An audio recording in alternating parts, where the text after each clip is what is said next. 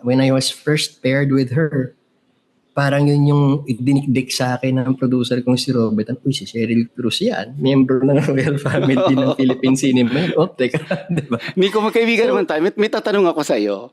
Ito, Sure. wag ka ma-offend. Itatanong ko lang. Hindi, Kasi hindi ako syempre, di ba, nadala na ako eh. Ang dami-dami kong pinaniwala ang mga showbiz magazine nung bata ako eh. Pero, totoo, naging kayo ba ni Cheryl noon? Nung time na yon? Ano ba tamang sagot, Cheryl? Hindi ko kasi alam kung inamin niya ever.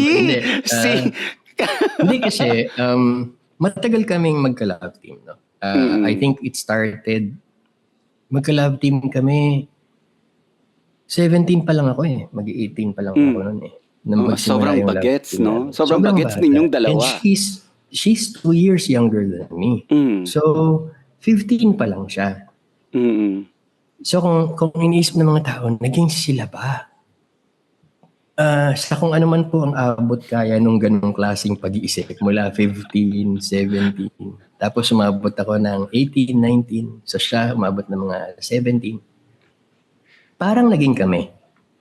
Siguro dahil we were always together. Every day. Merong ang tawag natin doon, di ba? MU. Oh, parang ganun. But we were also very young. So hindi mo masabi na seryoso ba yun o hindi. Hindi mo rin pwedeng sabihin hindi naman siya seryoso. Kasi we were together.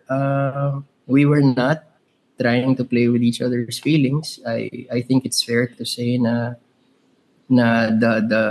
the being together every day made us fond of each other and we found it easier to relate to each other.